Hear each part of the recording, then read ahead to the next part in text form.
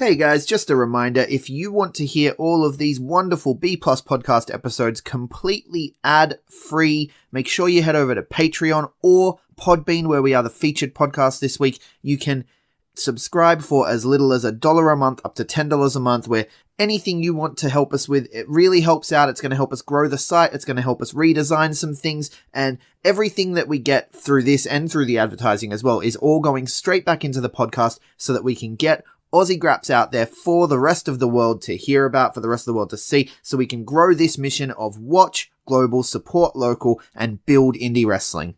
So if you want to be a part of that and get some really cool rewards like call-in shows, bonus episodes, ad-free like I mentioned, then head over to patreon.com/thebplus and subscribe today. Promotional consideration paid for by the following. Christmas has come and gone, and with it, the disappointment of those Secret Santa staples, the shave kit, the sports hygiene packs, and seasonal socks is fading. As we roll on, though, into the new year, it's time to make resolutions. So why not resolve to look better in 2019 and get yourself the gift that keeps on giving and never disappoints, Threadbox. Threadbox is a subscription clothes shopping service which for as little as $40 per month will send you a box of personally curated goodies straight to your doorstep. I get the $160 package, which comes with over $200 worth of fresh goodies each month. Kept me looking fly for all my Christmas engagements this year. You get to communicate with the Threadbox stylist assigned to you by email regarding what it is you need, and they will tailor the box accordingly. And in the unlikely event that you don't like what they send you, you send it back, they will replace it with something new and make note of the things you don't like so that they can avoid that kind of thing in the future. Threadbox is a truly unbelievable service that no man should be living without, so head over to threadbox.com.au today and use our code TheB+15 when you check out to get 15% off your first box.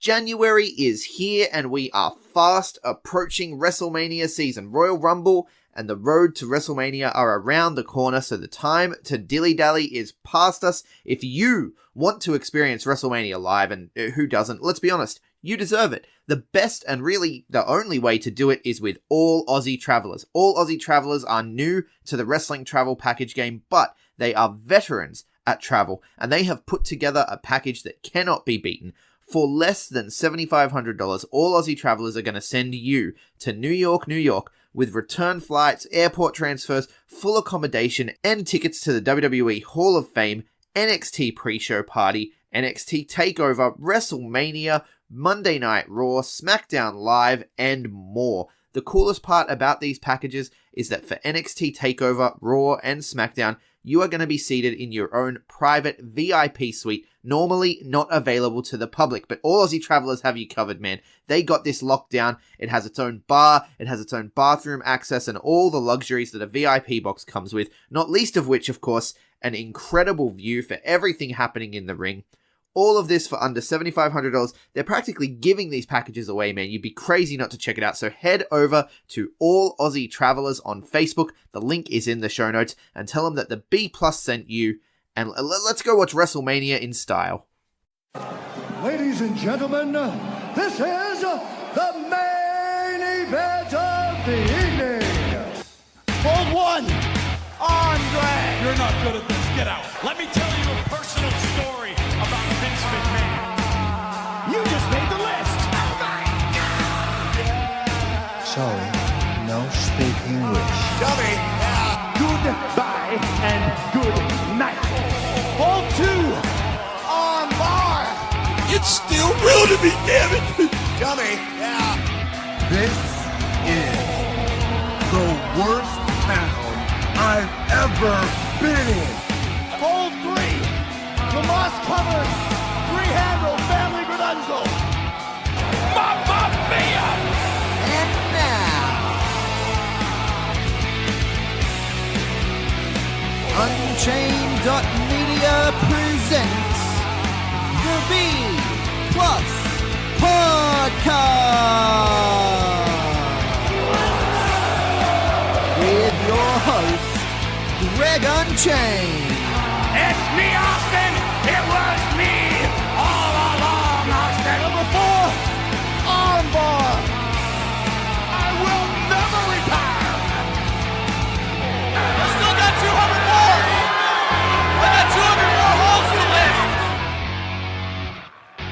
right, fellow B Plus players, welcome to the B Plus podcast. I'm your host, Greg Unchained. Today is Australia Day. Happy Australia Day for those of you who choose to celebrate this day. We here at the B Plus podcast acknowledge, of course, everything in the history of Australia, and we still like to celebrate the day, and we don't like to get too bogged. We're a positivity podcast, and we like to look at the positive side of things. So on Christmas, we spoke to the Christmas luchador. And so here for Australia Day, we thought, why not speak to someone who, in wrestling, embodies that Australian spirit, the larrikin spirit.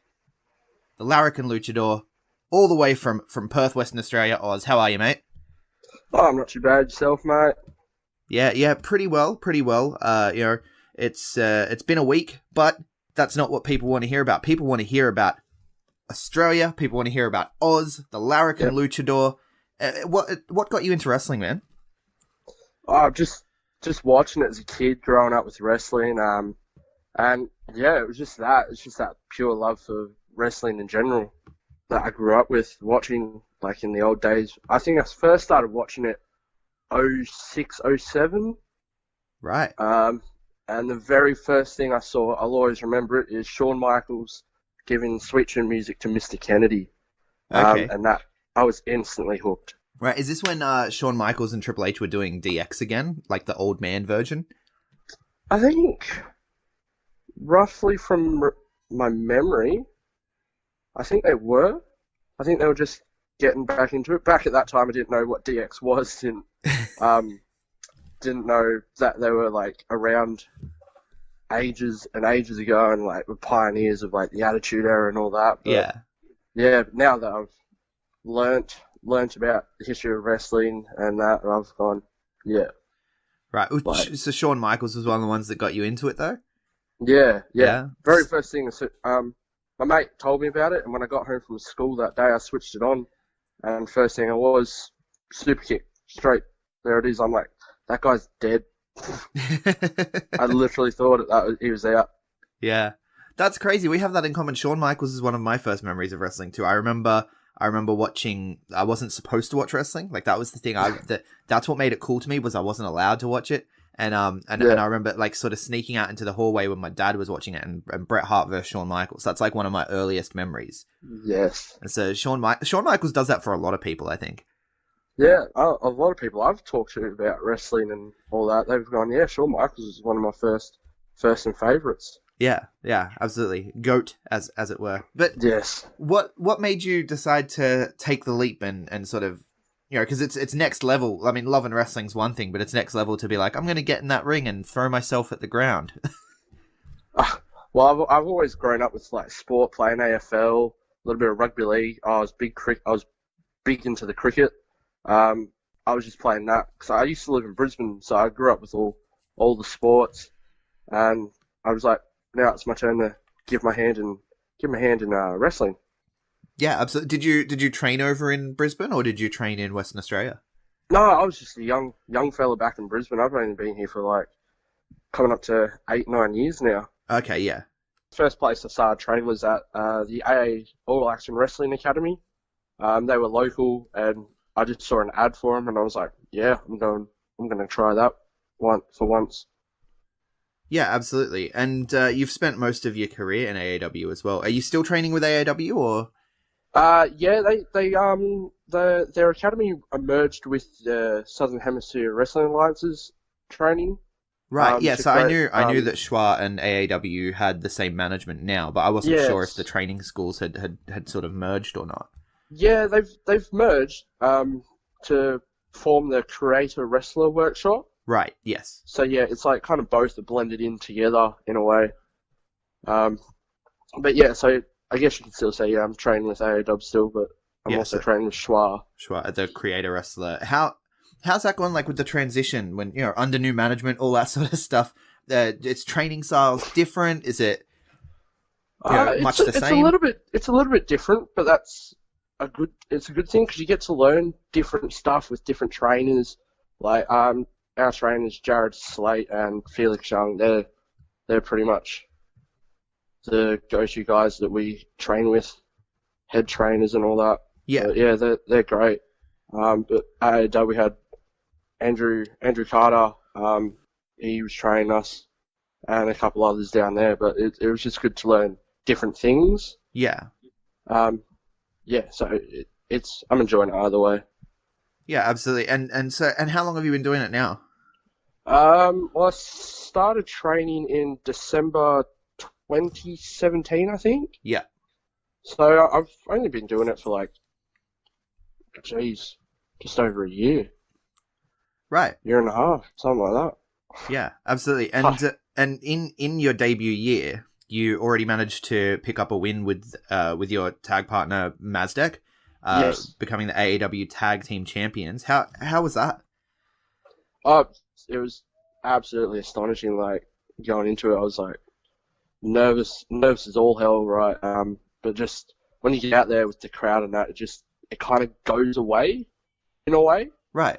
You just get lost in the moment, just go for it. And yeah, we walked out new AAW Tag Team Champions. Yeah. So when you step through the curtain, all the nerves kind of just wash away. Yeah, they were there for 3 seconds, and then before I went out, and as soon as as you said, walk out the curtain, I saw everyone. I was like, yeah, I love this even more now. Yeah. Do you feel more I don't know, as a champion, when when you've got the title and you're stepping through and everything, and you're kind of representing. I mean, obviously, anytime you step through, you're representing the brand and everything, but more so when you have that. I know it's a lot of times in wrestling, people say, "Oh, it's just a prop" or whatever, but when you have that there, you're kind of representing excellence within the brand, right? Do you feel more pressure or anything when you especially in your rookie year? There's a little bit of pressure, being a champ. You've got to show that you deserve to be a champ. You belong to be the champion. Right. So it's a bit of pressure, to perform on a champion's level. But other than that, you just go out there, do your thing, and keep hold of belts. But we've lost them since then. But yeah, even without belts, it's the same feeling. You just got to perform and do what you do. Yeah, absolutely. So you lost them to, what was it, Shark and Target, yeah? But you're aiming to get them back in 2019? The plan is to, yes. Mazdek's just been out injured for a bit. Yeah.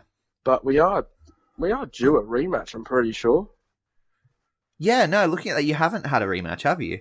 No, not officially, no. There's the Fatal 4-Way coming up on February 2nd. So yeah, after people hear this, there's the Fatal 4-Way coming up where you'll be representing the team, and the winner gets a shot for their team. Yeah. Yeah. Yeah, there's that. Hopefully I should come away with the win for that one. I mean, there's some pretty good competition there against Delhi Dud Singh, Mako Hunter, and Callum Collins. That's it. God, I almost got in trouble there. You don't need to know the opponents, you just know that you're going to win, right? Well, Callum Collins is the only one I haven't versed out of the lot at AA Dub. I've versed Mako Hunter before in a losing effort, but I mean, he's a big dude, tremendous in the ring. Delhi Dud Singh I've been in the ring before with, and managed to beat him in tag team action. I think in Super Clash last year we had the triple tag team title match. I'm mates with Delhi and all that, but I was lucky enough to pull up the pin on him, I guess. Bit of bragging rights there. But yeah, the interesting one is Callum Collins. Yeah, absolutely, because you haven't faced him before. No. Yeah. How is it working tag to working singles? So you've worked primarily tag, but you have debuted recently in Schwa as well. Yeah. And have you worked some more singles since then? Yeah, we've gone on the road a couple times, just to regional WA. We've gone down to Mandurah and Halls Head, which is just south of Perth. It's Mandurah basically. And we had that was a tag team match. We won't talk about that one. But the singles one, we had a fatal 4-way in Mandurah, which I pulled up the win with. So that was a great journey for me. Great journey in all, really, for Schwa and AAW. Yeah, I love that they're getting out to the more regional areas. I think it's a lot of areas in Australia are starved for entertainment. Yeah. Well, we walked down there not knowing what was going on, and yeah, it turned out to get like 500 people through the door. It was great. That's crazy. That's a really good, because that was the first time down that way. Yeah. Yeah, it was for us. I mean, we've gone down there like unwrestling related and that. It's a beautiful place, but going down there to do wrestling, it was just totally different. It was just an amazing feeling, really. Yeah. 'Cause I used to live in a country town for a while, and when something comes through town, like I wasn't anywhere near as remote as that, but I was still fairly remote. And yeah, when things come through town, like people go bonkers over it. Yeah, well, that was the thing. It was just we had one of the local boys wrestling as well. He's been wrestling with Schwa for a while. His name's Axton, and that debuted against him and Dave Marshall in a Schwa title match at Ascension there for Schwa. Yeah. The those open challenge two, match. Yeah. Yes. Yeah, I was Odin's surprise partner. Yeah. And yeah, those two are some big rigs. Like I gave it my all, but they were just there giving all their all as well. It was just massive task. But yes. We had Axon there, so he had a lot of support down there, and I think for him it was more of like the drive to perform in his hometown. And I think a lot of people came out to support him and the rest of us. But other than that, it was a great experience down in Manjimup. Yeah, absolutely. I wanted to talk. So we'll go back to AEW for a second. I wanted to talk about the anniversary show, which is coming up. It didn't happen last year. It's coming up soon, though. Yes. And there's the big steel cage match, Shark and Ledbetter, who you've had interactions with. But if Ledbetter wins, he's going to change AEW into something else, right? So if Shark wins, AAW stays AAW. So who are you rooting for? I'm not one to pick sides. I'm more of the one that I'm like, when I'm not in the ring myself, I turn into a fan. Right. And I watch the matches on like a fan's perspective. So, I mean, when it comes to picking sides, I mean, Tom has been a bit of a loose unit since owning AAW, like costing titles here and there and matches. I mean, he's got his little prize pet in Seth Kincaid. Yeah. But I have a lot of respect for both of them. Shark was the first person who trained me up in wrestling as well. So, I mean, I hope he can pick up the win. Yeah, you pulling for AAW to stay the same? Yeah. Yeah. You mentioned Seth Kincaid there. I'm not allowed to mention Seth Kincaid on the podcast. I'm probably going to get in trouble just for that. We're not. No, he posted on the comments once to keep our name out of his mouth. To keep his name out of our mouths. Yeah. It was always working. That's his attitude. He thinks he runs everything. Yeah. He doesn't. Always working. But you, in an alternate universe over there in Schwa, is it kind of like alternate universes, Schwa and AAW? Because Seth Kincaid is known as Pegasus over in Schwa. And you had an encounter with him at the last show. Yeah, it's a weird thing, that. But, I mean, I still look at him as Kincaid or Pegasus. Either way, he's still a bit of a, mind my language, a bit of a knob in there, but he just runs his mouth, that's all it is. But there's still that level of respect in him as a competitor. Right. Because, yeah, he's been around longer than I have, so, I mean, I don't have disrespect towards anyone, so, and, like, I might not like someone, but there's still respect there, if that makes sense. Yeah, absolutely. Oh, look, I'm a fan. I'm a fan of his. Just looking at it as a fan, I'm a fan of his work. And then we popped him up on the. I think Mr. Mysterious wrote something about him on the page. I can't even remember what it was that upset him. But yeah, he called us out on it. It was just like keep my name out your mouth. You know, you just using my name to get clicks. And I was like, oh, okay, yeah. That's there's definitely an attitude problem there. Yeah. So, but he was a dream match of one of mine for Perth-based wrestlers. Yeah. So I was happy to live that one out. Yeah. early on. So how was that to get in there and actually? Do you have any other big dream matches that you've got that are on the bucket list that you want to get to? Well, there is a few. I'm not one to write them down. I like to keep them to myself. But there's a big one. I would like to. I've already versed Shark and Target in tag team match. Seems to be all my dream opponents. I can't win against. That's weird. Maybe I shouldn't say them. Bad luck. So maybe it's not dream opponents. It's dream victories. Or just it would be great to get the victory over them, yeah. But I mean, it's like one day I want to verse so and so. It's just a weird little thing. Felix Young is like my next. He's like the big one next that I want to come up against. Right, he had an amazing year in 2018. I'm looking forward to seeing what Yes. comes next there. Yeah. Longest reigning AEW no limits champion. Yeah. It's he's impressive.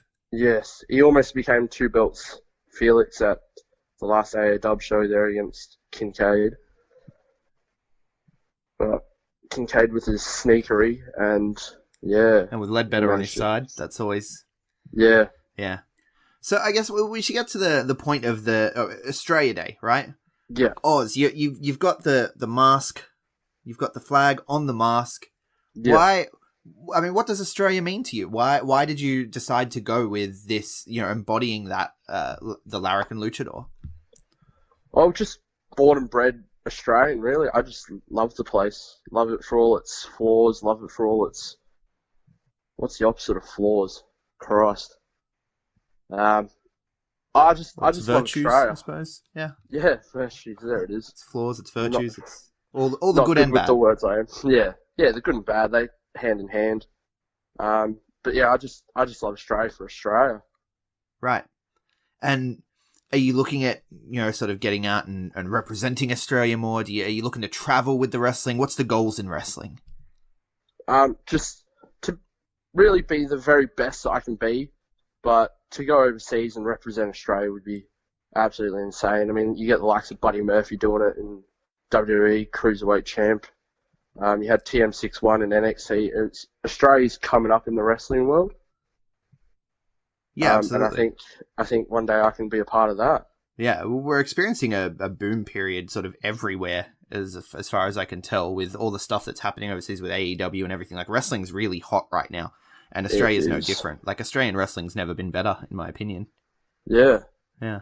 Yeah, it's coming along quite good for good old Australia. Yeah. And so, I mean, about 70% of our audience are Australians listening to this. What message do you have for your fellow Aussies celebrating Australia Day today? Or if they're not listening to this on Australia Day, celebrating the Australia Day in their hearts on whatever day they're listening to this. What message do you have?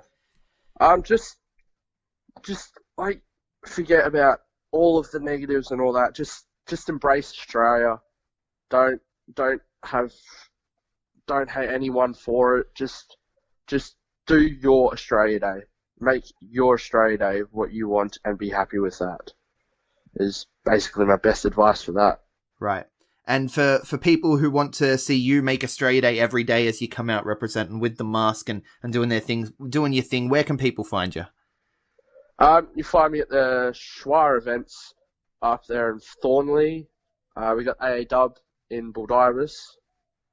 So that's the 2 Perth-based wrestling promotions that I work with. And whatever places they send us on the road when we do our road trips. Right, and on social media they can get you at? Facebook, just look up Oz Professional Wrestler, and I'll be there doing my thing. Awesome. Thanks so much for joining us, Oz. No worries. Hold 1. Arm drag. You're not doing this. Get out. Let me tell you a personal story about Vince McMahon. You just made the list. Oh my God! Sorry, no speak English. Dummy. Yeah. Goodbye and good night. Hold 2. Arm bar. This is the worst town I've ever been in. It's still real to me, damn it. Dummy. Yeah. Hold 3. third three-handle family credential. Mamma mia! It's me, Austin! It was me all along, Austin! Number 4, armbar.